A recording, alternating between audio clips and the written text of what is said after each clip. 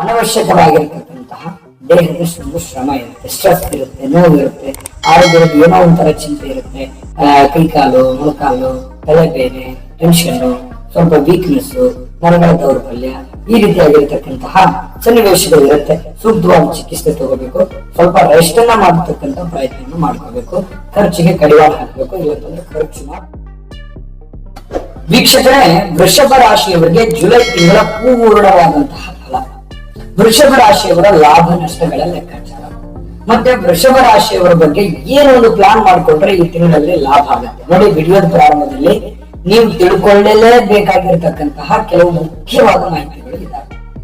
ವಿಡಿಯೋದ ಕೊನೆಯಲ್ಲಿ ನಿಮಗೆ ಅದ್ಭುತವಾದ ಪರಿಹಾರದ ಜೊತೆಯಲ್ಲಿ ಈ ತಿಂಗಳಲ್ಲಿ ಏನ್ ಪ್ಲಾನ್ ಸೆಟಪ್ ಮಾಡ್ಕೋಬೇಕು ಅನ್ನೋದ್ರ ಬಗ್ಗೆ ಅದ್ಭುತವಾದ ಮಾಹಿತಿಗಳು ಇದ್ದಾವೆ.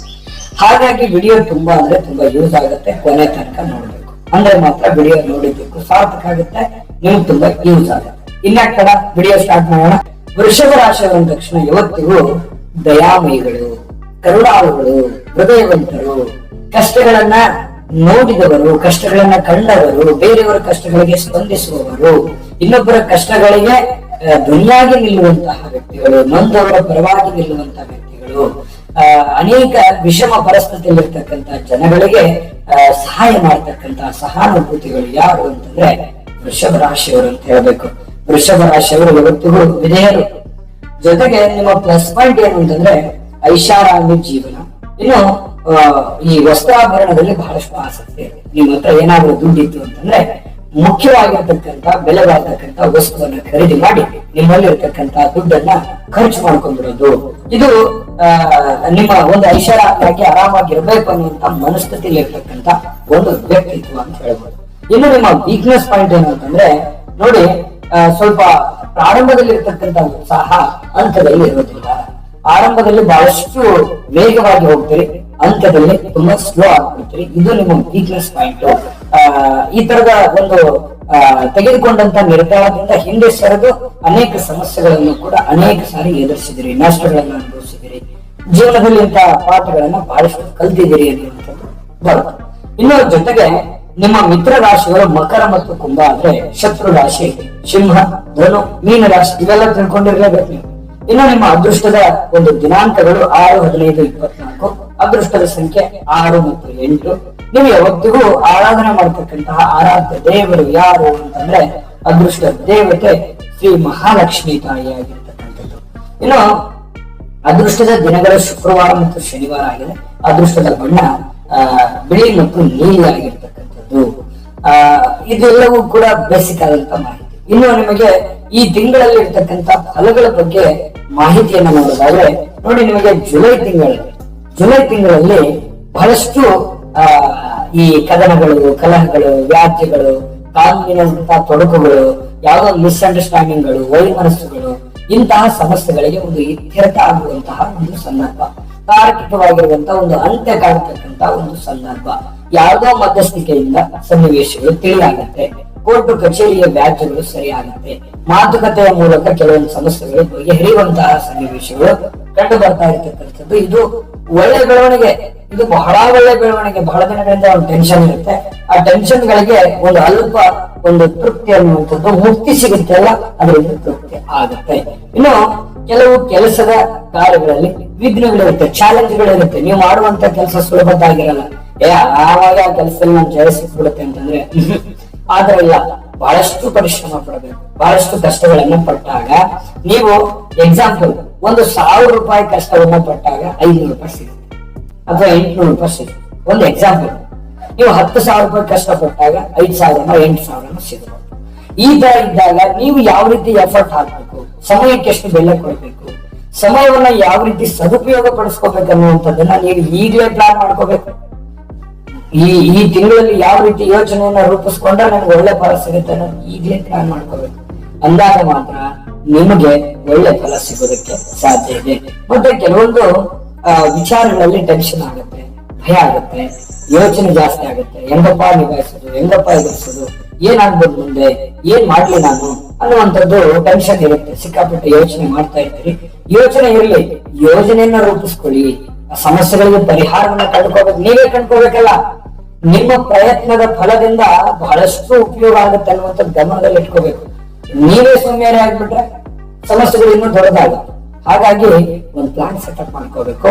ಅಂದಾಗ ಮಾತ್ರ ನಿಮ್ಮ ಅನೇಕ ಸಮಸ್ಯೆಗಳಿಗೆ ಅನುಕೂಲತೆಗಳಾಗುತ್ತೆ. ಅನವಶ್ಯಕವಾಗಿರ್ತಕ್ಕಂತಹ ದೇಹದ ಶ್ರಮ ಇರುತ್ತೆ, ಸ್ಟ್ರೆಸ್ ಇರುತ್ತೆ, ನೋವು ಇರುತ್ತೆ, ಆರೋಗ್ಯದಲ್ಲಿ ಏನೋ ಒಂಥರ ಚಿಂತೆ ಇರುತ್ತೆ, ಕೈಕಾಲು, ಮೊಣಕಾಲು, ತಲೆಬೇನೆ, ಟೆನ್ಷನ್, ಸ್ವಲ್ಪ ವೀಕ್ನೆಸ್, ನರಗಳ ದೌರ್ಬಲ್ಯ, ಈ ರೀತಿಯಾಗಿರ್ತಕ್ಕಂತಹ ಸನ್ನಿವೇಶಗಳು ಇರುತ್ತೆ. ಸೂಕ್ತವಾದ ಚಿಕಿತ್ಸೆ ತಗೋಬೇಕು.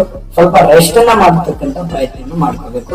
ಖರ್ಚಿಗೆ ಕಡಿವಾಣ ಹಾಕಬೇಕು. ಇಲ್ಲಂದ್ರೆ ಖರ್ಚು ಮಾತ್ರ ಸಿಕ್ಕಾಪಟ್ಟೆ ಇರುತ್ತೆ. ನಿಮ್ಮ ಎಲ್ಲ ಲೆಕ್ಕಾಚಾರಗಳು ತಲೆ ಕೆಳಗಾಗುತ್ತೆ. ಈಗಲೇ ಹೇಳಿರ್ತೀವಿ, ಇದ್ರ ಬಗ್ಗೆ ಗಮನದಲ್ಲಿ ಇಟ್ಕೊಳ್ಳಿ.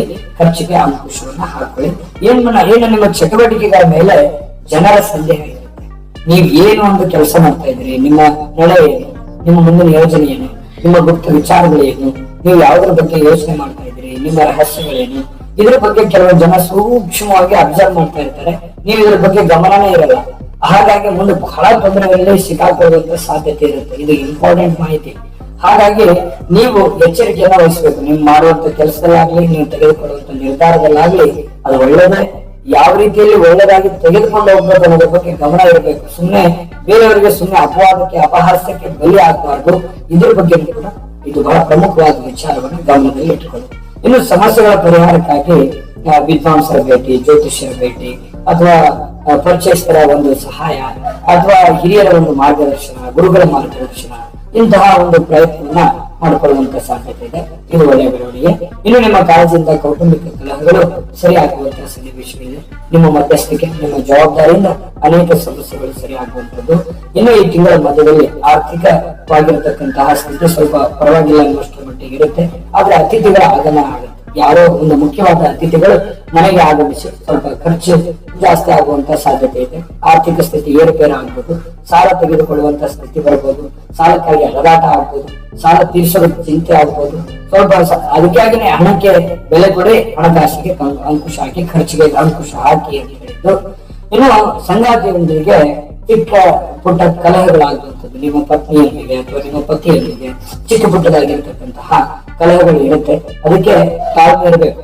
ತಾಳ್ಮೆಯಿಂದ ನಿರ್ಧಾರಗಳನ್ನು ತೆಗೆದುಕೊಳ್ಬೇಕು. ಅಂದ್ರೆ ಶಾಂತಿಯುತವಾಗಿ ಬಗೆಹರಿಸಿಕೊಳ್ಳುವಂತಹ ಪ್ರಯತ್ನವನ್ನ ನೀವಿಲ್ಲಿ ಮಾಡಿದ್ರೆ ಒಳ್ಳೆಯದು.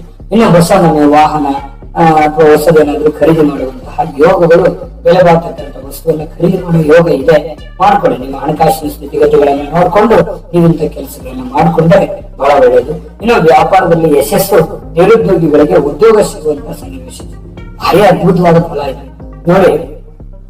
ವ್ಯಾಪಾರಿಗಳಿಗೆ ವ್ಯಾಪಾರದಲ್ಲಿ ಲಾಭ ಆಗುದು, ಅಥವಾ ಈ ನಿರುದ್ಯೋಗಿಗಳಿಗೆ ಉದ್ಯೋಗ ಸಿಗೋದಿದೆಯಲ್ಲ, ಅದು ಒಂದು ಒಳ್ಳೆ ಬೆಳವಣಿಗೆ, ಒಂದು ಒಳ್ಳೆಯ ಜೀವನಕ್ಕೆ ದಾರಿ ಅಂತ ಹೇಳ್ಬೋದು. ಆರೋಗ್ಯದಲ್ಲಿ ಸಮಸ್ಯೆ ಇದ್ರೂ ಕೂಡ ಬಂಧುಗಳ ಮನೆಗೆ ಭೇಟಿ ನೀಡಿ ಮನಸ್ಸಿಗೆ ಸ್ವಲ್ಪ ಸಂತಸವನ್ನ ತಂದುಕೊಡುವಂತಹ ಸನ್ನಿವೇಶಗಳು ಕಂಡು ಬರುತ್ತೆ. ಕುಟುಂಬ ಅಥವಾ ಕಚೇರಿ ಕೆಲಸಗಳು ಪೂರ್ಣಗೊಳಿಸಿ ಹೊಸ ಒಪ್ಪಂದಗಳಿಗೆ ಸಹಿ ಹಾಕಿ ಆತ್ಮೀಯರ ಭೇಟಿ ಮಾಡತಕ್ಕಂಥದ್ದು, ನಿಮಗಾಗಿನೇ ಕೆಲವು ಸಮಯವನ್ನು ತೆಗೆದುಕೊಳ್ತಕ್ಕಂಥದ್ದು, ಮನಸ್ಸಿನ ನೆಮ್ಮದಿಯನ್ನು ಕಂಡುಕೊಳ್ಳುವಂತಹ ಸಾಧ್ಯತೆಗಳಿದೆ. ಮಕ್ಕಳೊಂದಿಗೆ ಸಮಯವನ್ನು ಕಳೆಯುವಂತಹ ಸಾಧ್ಯತೆ ಇದೆ. ಇನ್ನು ಕಾಲೆಳೆಯುವಂತಹ ಜನರಿದ್ರು ಕೂಡ ಅದರಿಂದ ನಿಮಗೆ ಯಾವುದೇ ತೊಂದರೆ ಆಗಲ್ಲ. ಜನಗಳಿಂದ ನಿಮ್ಮ ಎಚ್ಚರಿಕೆ, ಈ ವಿಡಿಯೋ ನೋಡಿದ ಮೇಲೆ ಯಾವ್ಯಾವ ವಿಚಾರದಲ್ಲಿ ನಾವು ಎಚ್ಚರಿಕೆ ಇದ್ರೆ ನಮ್ಗೆ ಒಳ್ಳೆ ಫಲ ಸಿಗುತ್ತೆ ಅನ್ನೋದ್ರ ಬಗ್ಗೆ ಬಹಳಷ್ಟು ನೀವು ಎಜುಕೇಟೆಡ್ ಆಗಿರ್ತೀರಿ. ಇದ್ರ ಬಗ್ಗೆ ಎಲ್ಲ ಗಮನ ಹರಿಸಿದ್ರೆ ಯಾವ ಶತ್ರುಗಳು ನಿಮ್ಗೆ ಏನು ಮಾಡ್ಲಿಕ್ಕೆ ಆಗಲ್ಲ ಅನ್ನುವಂಥದ್ದು ಗಮನದಲ್ಲಿ ಇಟ್ಕೋಬೇಕಾಗುತ್ತೆ. ಇಷ್ಟೆಲ್ಲ ಫಾಲೋ ಮಾಡಿದ್ರೆ ಒಳ್ಳೆ ಫಲ ಇದೆ. ಒಳ್ಳೆ ಫಲ ಸಿಗೋದಕ್ಕೆ ಪರಿಹಾರ ಬೇಕಲ್ವಾ? ಪರಿಹಾರ ಅಂತೂ ನಿಮಗೆ ಈ ತಿಂಗಳಲ್ಲಿ ಬೇಕೇ ಬೇಕು. ಪರಿಹಾರ ತಿಳಿಸೋದಕ್ಕಿಂತ ಮುಂಚೆ ಈ ವಿಡಿಯೋ ನಿಮಗೆ ಹೇಗೆ ಅನಿಸ್ತದೆ ಅಂತ ನಿಮ್ಮ ಅಮೂಲ್ಯ ಅಭಿಪ್ರಾಯವನ್ನು ಕಾಮೆಂಟ್ ಮಾಡೋದ್ರ ಮೂಲಕ ತಿಳಿಸಿ. ನಿಮ್ಮ ಅಭಿಪ್ರಾಯ ನಮ್ಗೆ ತುಂಬಾ ಇಂಪಾರ್ಟೆಂಟ್. ಜೊತೆಗೆ ಈ ವಿಡಿಯೋ ಇಷ್ಟ ಆಗಿದ್ರೆ ಲೈಕ್ ಮಾಡಿ, ಶೇರ್ ಮಾಡಿ, ನಮ್ಮ ಚಾನಲ್ ಸಬ್ಸ್ಕ್ರೈಬ್ ಮಾಡ್ಕೊಳ್ಳಿ, ಬೆಲ್ ಐಕಾನ್ ಪ್ರೆಸ್ ಮಾಡ್ಕೊಳ್ಳಿ. ವಿಡಿಯೋ ಕೆಳಗಡೆ ಡಿಸ್ಕ್ರಿಪ್ಷನ್ ಲಿಂಕ್ ಇದೆ, ಅಲ್ಲೂ ಕೂಡ 12 ರಾಶಿ ಫಲದ ಲಿಂಕ್ ಸಿಗುತ್ತೆ. ನಿಮಗೆ ಇಷ್ಟವಾಗಿರ್ತಕ್ಕಂಥ ವಿಡಿಯೋವನ್ನು ನೋಡ್ಕೊಂಡು ತಿಳ್ಕೊಳ್ಳಿ. ಇನ್ನು ಜುಲೈ ತಿಂಗಳಲ್ಲಿ ವೃಷಭ ರಾಶಿಯವರಿಗೆ ನೋಡಿ ಶ್ರೀ ದತ್ತಾತ್ರೇಯ ಸ್ವಾಮಿ ಆರಾಧನೆಯನ್ನು ಮಾಡ್ತಕ್ಕಂಥದ್ದು, ಜೊತೆಗೆ ಪಾರ್ವತಿ ದೇವಿಗೆ ಕುಂಕುಮಾರ್ಚನೆ ಮಾಡಿಸ್ತಕ್ಕಂಥದ್ರಿಂದ ಬಹಳಷ್ಟು ಅತ್ಯುತ್ತಮವಾಗಿರ್ತಕ್ಕಂಥ ಫಲಗಳು ಸಿಗುತ್ತೆ. ಇನ್ನು ಇದ್ರ ಜೊತೆಗೆ ಇರುವೆಗಳಿಗೆ ಸಕ್ಕರೆ ಹಾಕೋದು, ಪಶು ಪಕ್ಷಿಗಳಿಗೆ, ಕಾಗೆಗಳಿಗೆ ಆಹಾರವನ್ನ ಹಾಕುವಂತಹ ಪ್ರಯತ್ನವನ್ನ ಮಾಡಿ ಬಹಳಷ್ಟು ಮಹತ್ವದ ಪುಣ್ಯದ ಕಾರ್ಯಗಳು, ಪುಣ್ಯದ ಫಲಗಳು ನಿಮ್ಗೆ ಸಿಗ್ತಾ ಇರತಕ್ಕಂಥದ್ದು. ಶ್ರದ್ಧೆಯಿಂದ ಭಕ್ತಿಯಿಂದ ಮಾಡ್ಕೊಳ್ಳಿ. ದೈವ ಕೃತಜ್ಞ ಪಾತ್ರರಾಗಿ ಪ್ರಾರ್ಥನೆ ಮಾಡ್ಕೊಳ್ತಾ ಸರ್ವೇ ಜನಃ ಸುಖಿನೋ ಭವಂತು.